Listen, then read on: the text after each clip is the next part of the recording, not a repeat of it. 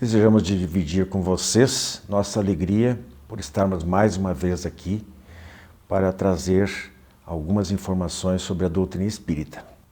Nosso programa de hoje começa com o quadro Reflexões de A a Z, contemplando palavras iniciadas pela letra L. Assim nós temos para comentar livre-arbítrio, lírios e lazer. O que isso tudo tem a ver com o Espiritismo? Daqui a pouquinho nós responderemos. Como nós observamos muitas outras vezes, por coincidência, no quadro seguinte, Cristo e nós no terceiro milênio, também há uma questão envolvendo o livre-arbítrio. Quando na prece Pai Nosso nós dizemos, seja feita a tua vontade, não nos parece que estamos abdicando, abrindo mão da nossa própria vontade? E como saber qual é a vontade de Deus? Bem, é uma pergunta muito interessante para encerrar o programa.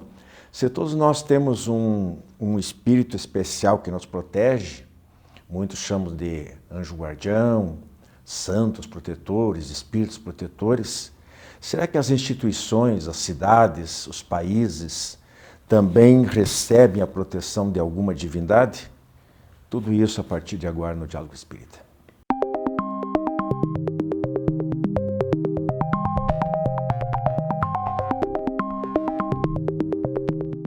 Nosso quadro Reflexões de A a Z, como eu coloquei lá na abertura, nós vamos falar sobre três itens, três palavras que de alguma forma estão relacionadas com o Espiritismo, com o estudo, com as nossas práticas dentro da casa espírita, no movimento espírita e tal. Então são livre-arbítrio, lírios e lazer. Vamos começar pelo livre-arbítrio. O que é o livre-arbítrio? Bom, há uma série de definições do dicionário que vocês podem buscar, e a gente resumiria assim: livre-arbítrio é uma faculdade que é concedida por Deus a nós, suas criaturas, mas quando nós atingimos o estágio da racionalidade, quando nós já temos capacidade de fazer escolhas conscientes, e disso decorre uma responsabilidade por aquilo que a gente pratica. Então, se agimos bem, e lá está o Evangelho nos dizendo que a cada um segundo suas obras, é uma expressão de Jesus que calha muito bem. Então, e ele não é, temos que fixar também o seguinte: o livre-arbítrio, ele não é absoluto, ele é relativo. Ele tem uma série de limitações. Às vezes, dentro do próprio Espiritismo, as pessoas passam a dizer, não, porque nós temos o livre-arbítrio, temos o livre-arbítrio, mas não é assim, a gente não pode fazer tudo o que quer, mesmo que seja errado e vá sofrer as consequências. Nós temos uma série de limitações que são sociais, econômicas, climáticas e decorrentes do nosso próprio passado, que vem na forma de expiações, principalmente, e de provas também. Então, esse conceito de livre-arbítrio está muito entrelaçado com destino, né? E destino é uma coisa, às vezes, determinada pelo nosso próprio passado. Então, traça-se um destino, é consequente do que a gente já fez. Um detalhe, antes de passar a palavra para a Andréa fazer as colocações dela sobre esse item, é que, por outro lado, o livre-arbítrio ele é progressivo.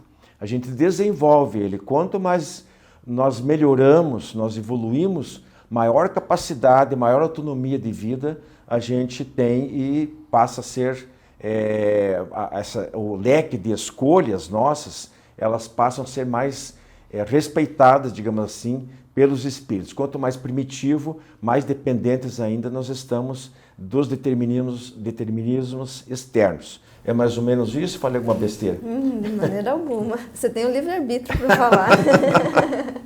Bem, Deus talvez tenha concedido ao homem, ao espírito, essa capacidade de escolha, de acordo com a consciência, como o seu Wilson trouxe, e eu acho que é a forma mais bonita, né, de mostrar o amor pela gente. Porque a gente vai aprendendo, somos criados simples e ignorantes, um espírito simples e ignorante, com as nossas vivências, com as nossas experiências. Em cada existência, nós vamos aprendendo a ter escolhas mais conscientes. É um processo. Então, o livre-arbítrio não é uma capacidade já inerente, ela vai sendo transformada, melhorada e vai trazendo novas possibilidades para cada pessoa.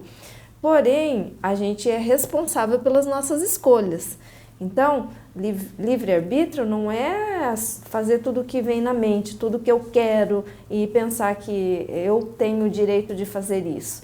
Eu também tenho que pensar que eu estou vivendo em sociedade. E quando eu vivo em sociedade, a minha liberdade vai até um limite. E eu tenho que respeitar a liberdade do outro. E é assim em todos os temas da nossa sociedade. Desde a cultura, a religião, dos hábitos, desde dos pequenos hábitos familiares, porque se uma pessoa quiser mandar na outra, ela interfere no livre-arbítrio da outra. Então a gente acaba tendo muito problema por não entender o que é o livre-arbítrio e quais são as suas consequências, se a gente não seguir, né, e não aprender também com ele. É um dos capítulos mais bonitos que, como se disse, realmente para ser estudado e complexo também, porque envolve uma série de situações, cada caso é um caso, e há obras, livros inteiros que tratam sobre o assunto. Há uma frase também que coloca bem isso, que é conhecida, que diz, a minha liberdade termina onde começa a sua. Exatamente. Não é verdade? Ou a minha liberdade termina onde começa a liberdade da árvore, né? da ecologia, da natureza. Eu acho que esse é o ponto de equilíbrio. Né, embora nem sempre se respeite dessa maneira. Né?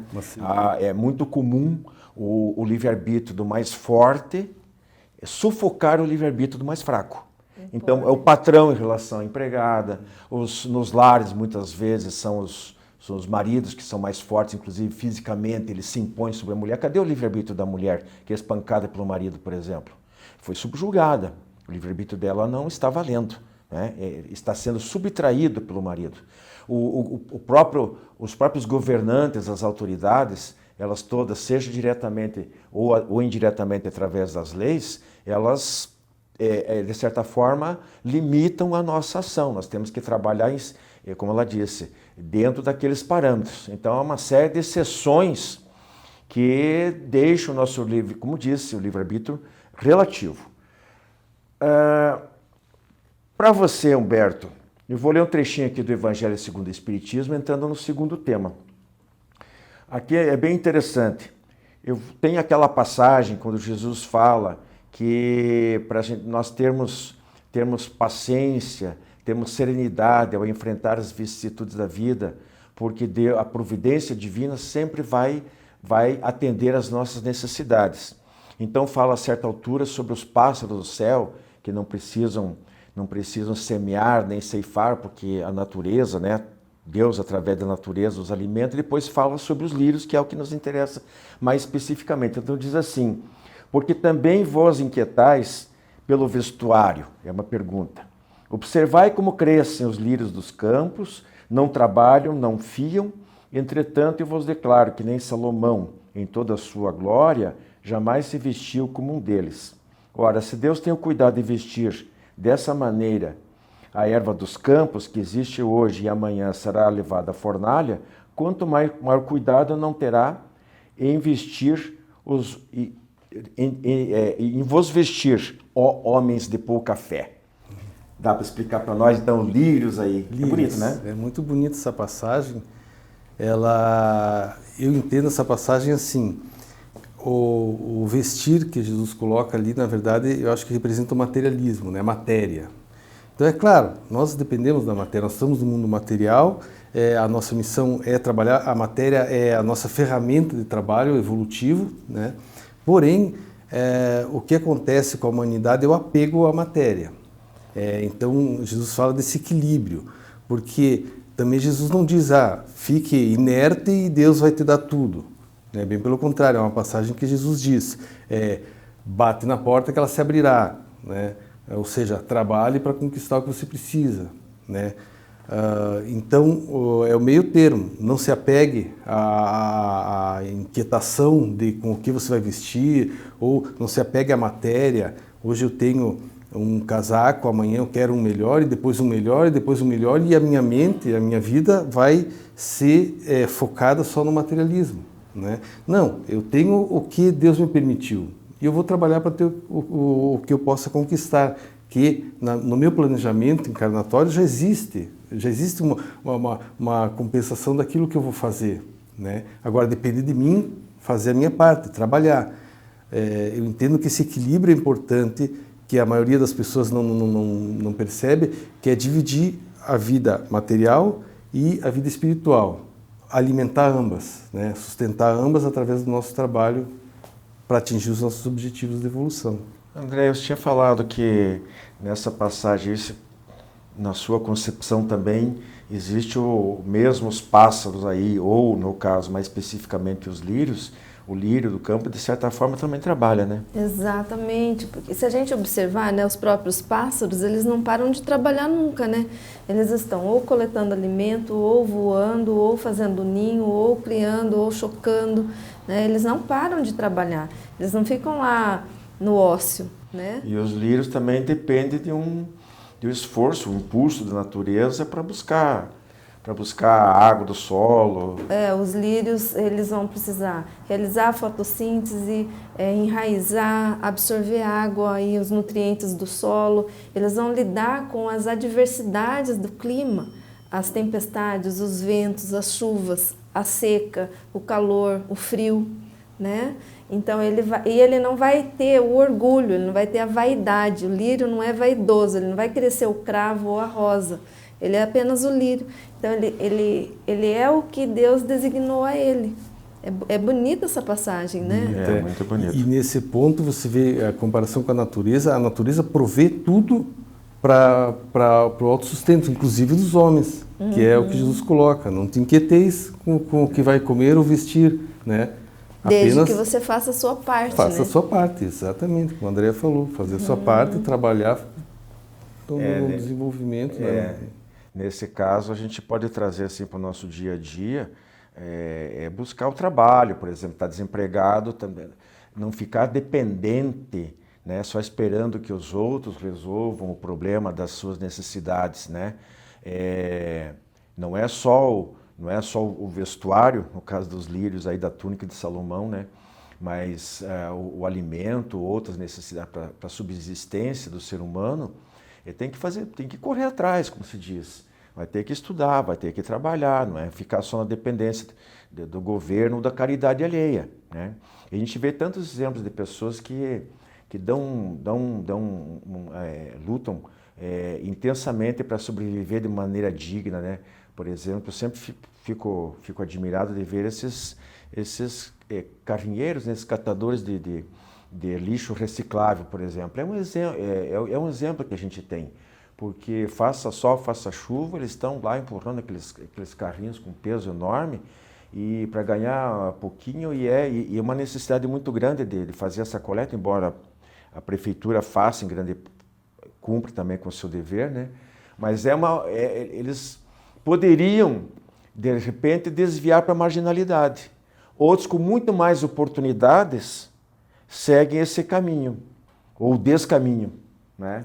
Então, essa lição de olhar os pássaros do céu e os lírios do campo é um convite para o ser humano lembrar que existe uma providência divina, que dentro das nossas limitações, trazidas até por expiações e provas do passado, às vezes não são as tais que nós gostaríamos, né?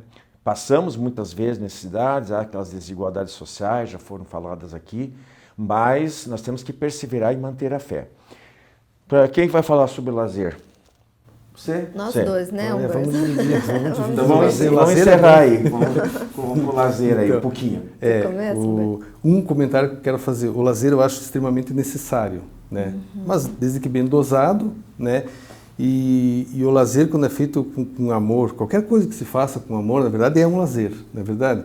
Se você tiver um lazer saudável, além de ser algo agradável, algo que vai te descansar o corpo e a mente, ele vai te ajudar na evolução. A leitura de um bom livro, na verdade um bom filme, um esporte.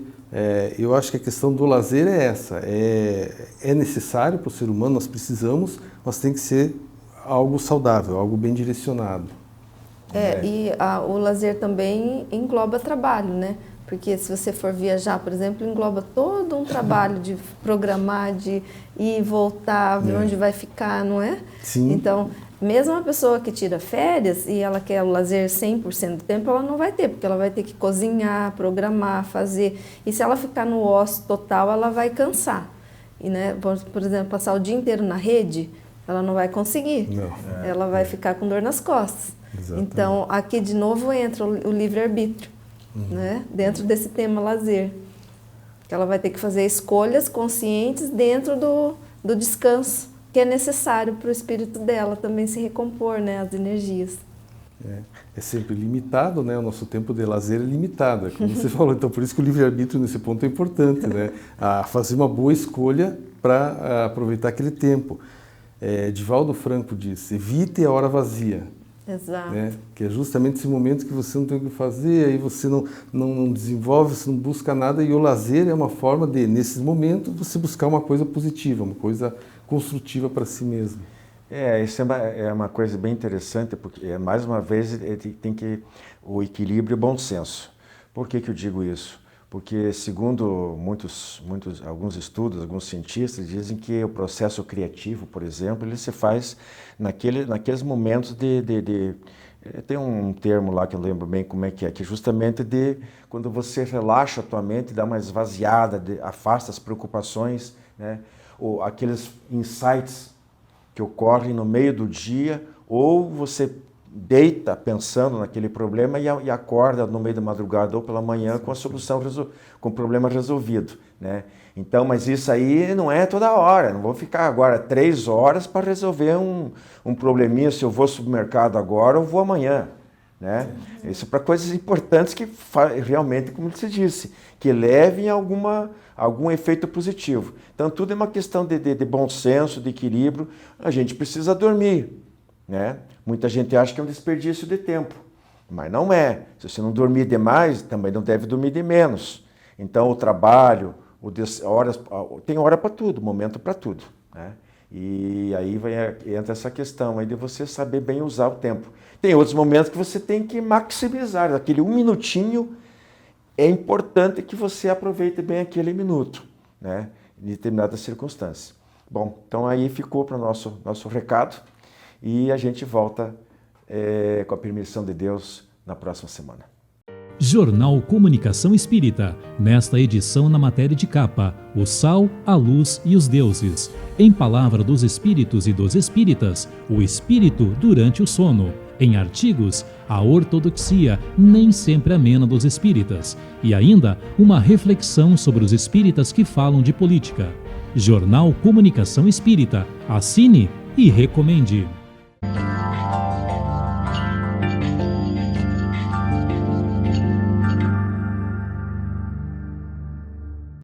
Olá, amigos! Hoje no quadro Cristo e Nós, do terceiro milênio, nós iremos conversar a respeito da prece que Jesus trouxe para nós quando Ele nos ensina de como devemos orar, louvar, agradecer e pedir. Então, na prece que Jesus nos ensinou, Ele inicia assim: Pai nosso que estais nos céus, santificado seja o vosso nome, e seja feita a vossa vontade. Alguns amigos, companheiros, alguns segmentos de outras religiões, colocam assim: que seja feita a vossa vontade e não a minha. E aí nos vem a pergunta assim: se é para fazer a vontade de Deus, como que fica o nosso livre-arbítrio? Mas o que é o livre-arbítrio? Todos nós gozamos desse livre-arbítrio? E aqueles que estão cesseados desse livre-arbítrio, o que aconteceu que hoje se vê sem essa alternativa, sem essa possibilidade de escolher? O livre-arbítrio é a liberdade que temos de escolher um fato ou outro fato, fazermos escolhas aqui ou caminhos ali. Mas que liberdade é essa? É a liberdade de eu sair fazendo o que eu quero, escolhendo o que eu quero? Mas é a liberdade interior. É aquilo que eu consigo e posso fazer de acordo com o meu entendimento. O livre-arbítrio está ligado com a nossa moral, com a nossa moralização. Então, quando Jesus nos ensinou assim, Pai, que seja feita a vossa vontade, e não, quando algumas pessoas completam, e não a nossa, por quê? Porque a nossa vontade, como nós estamos falando que o nosso livre-arbítrio está ligado à moralidade, então muitas vezes o que nós pedimos, o que nós queremos de Deus, não condiz. Não condiz com os seus ensinamentos, com os ensinamentos de Jesus. Então, Pedro fala a Jesus que ele, quando orava, pedia e parecia que Jesus não escutava. E ele indaga, será que Deus escuta todas as nossas preces? E Jesus vai afirmar que sim. Mas para que possamos ser atendidos nas nossas preces, nós devemos lembrar da nossa moralidade, o que é realmente importante para o nosso crescimento e não para adquirirmos coisas materiais. Então é o louvar, agradecer e pedir, faz parte dos caracteres dessa oração. Então o nosso livre-arbítrio continua intocável, porque nós pensamos assim, mas hoje nós temos só uma escolha, nós temos duas, ou eu escolho o caminho A ou o caminho B. Não é bem assim. Quando fomos criados simples, ignorantes, dotados de inteligência e de livre-arbítrio. O nosso proceder, na linha do tempo da nossa vida, nós vamos vendo que nós fomos fazendo escolhas equivocadas, mas nós permanecemos sim com o nosso livre-arbítrio, com a nossa liberdade, desde que ela não agrida o nosso semelhante e a nós mesmos. Um abraço a todos. Jornal Comunicação Espírita, nesta edição na matéria de capa, o sal, a luz e os deuses. Em Palavra dos Espíritos e dos Espíritas, o espírito durante o sono. Em artigos, a ortodoxia nem sempre amena dos espíritas. E ainda, uma reflexão sobre os espíritas que falam de política. Jornal Comunicação Espírita. Assine e recomende. Eu já usei drogas. Comecei com um beckzinho de vez em quando. Ele me fazia esquecer meus problemas, me deixava na brisa. Só que depois da maconha, eu queria um pouco mais. Álcool, cocaína. Assim foi indo. A gente sempre quer um pouco mais. É como se fosse passar de fase no videogame. Eu acabei conhecendo uma galera que entrou nessa também, por diferentes motivos. Motivos diferentes dos meus. A gente pensa que as drogas vão fazer a gente esquecer os problemas da nossa cabeça, mas só piora.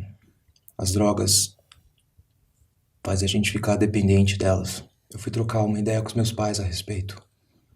Eu sei que dá medo da gente falar pros nossos pais que a gente tá usando alguma coisa, mas eu cheguei a um ponto onde eu não conseguia mais resolver sozinho. Foi quando os meus pais me ajudaram. E foi a melhor coisa que eu fiz. Eles me ajudaram a resolver o problema. Eu descobri que eu não estava sozinho. E foi como passar de fase. Precisando conversar? Ligue 188 ou acesse www.cvv.org.br.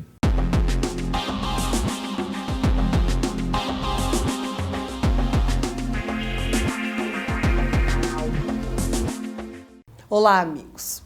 No Espiritismo Responde de hoje, nos encaminharam a seguinte questão.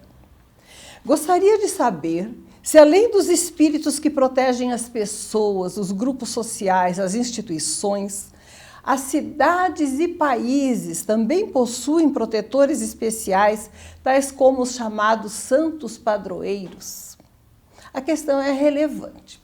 Em primeiro lugar, nós sabemos que nós temos espíritos protetores. No Livro dos Espíritos, Kardec direcionou especificamente a questão e foi respondido que todos nós temos espíritos familiares, simpáticos, mas temos também um espírito protetor que supervisiona de forma geral a nossa vida. Muitas vezes nós não sabemos quem é, com frequência o nome deles não importam, às vezes algum deles tem que se afastar para alguma tarefa, outro substitui. A questão é, será que isso funciona coletivamente também? Nós temos que pensar, plano espiritual não é um plano de milagre. Não é uma transição brusca para uma outra realidade, embora seja uma dimensão vibratória diferente, há uma espécie de continuidade e até de modelo do plano espiritual das instituições que depois são criadas na Terra. A grande pergunta é, na Terra existe organização nos países mais civilizados, mais cultos, mais evolvidos? A nossa prefeitura tem secretarias especiais para cuidar da educação, da saúde, tem autoridades que chefiam esses órgãos? Claro que tem. Imagine o plano espiritual superior organizado, em que os espíritos que desencarnam, que já adquiriram algum progresso, são alocados para continuarem a aprender e para desempenharem determinadas tarefas ou missões, objetivando proteger a humanidade, zelar pelo seu progresso. Vai ser diferente? Com certeza não pode ser pior que aqui. Portanto, certamente as instituições, os países, as coletividades têm como que equipes espirituais responsáveis pelo seu progresso. A questão é, os santos padroeiros são necessariamente os encarregados dessas equipes espirituais? Nós sabemos que muitos daqueles que a Igreja Católica canonizou como santos eram médiuns, tinham um dom mediúnico, capacidade de produzir fenômenos que a ciência espírita já estuda e explica. Então, os fatos que eles produziam, muitas vezes, não eram necessariamente miraculosos, porque a lei de Deus é completa e perfeita, não existe milagre. Isso não quer dizer que muitos deles não tivessem profundo amor ao próximo, elevação moral e não tivessem, de fato, toda a dignidade que o nome santo, até indica. Portanto, a nossa coletividade, o nosso país, as nossas organizações têm equipes espirituais encarregadas de zelar pelo seu progresso. Sabemos quem as dirige? Dificilmente. Mesmo aqueles espíritos que se apresentam em nossos trabalhos mediúnicos, ou que ajudam e que nós conhecemos nas direções dos trabalhos espirituais, nos declaram que os nomes são indiferentes. Eles trabalham em grupo, uma hora vem uma hora vem outra e se apresentam com o nome da sua coordenação geral, daquilo que os define, daquilo que define a sua tarefa. Quantos Bezerra de Menezes, André Luiz e outras entidades as pessoas dizem que recebem orientações por aí? A questão não é de nomenclatura. As equipes espirituais não dão valor à vaidade, ao personalismo, trabalham em conjunto e se apresentam com um nome que seja mais eficaz. A verificação sempre é da autenticidade da sua mensagem, do conteúdo que seja elevado ou não, que corresponda ao nome que eles declinam. Nas organizações não é diferente. Temos grandes movimentos de proteção espiritual que são proporcionais à elevação moral da maioria dos habitantes ou dos integrantes daquele grupo protegido. As entidades espirituais superiores não ditam ordens, não ditam normas, não esclarecem questões que nós devemos descobrir por nós mesmos e não poupam trabalho. Elas direcionam os homens que se dedicam ao bem, que se afinizam com os ideais de serviço, que não são muitos, nas grandes coletividades, e tentam inspirar o progresso e o bem comum, mas respeitam a liberdade. A capacidade do homem de decidir por si mesmo, que leva à responsabilidade, que leva ao crescimento, ao amadurecimento. E se usam as grandes inspirações dos grandes trabalhadores para conduzir, não nos abandonam jamais. Estão sempre ao nosso dispor quando queremos servir no bem. Muita paz.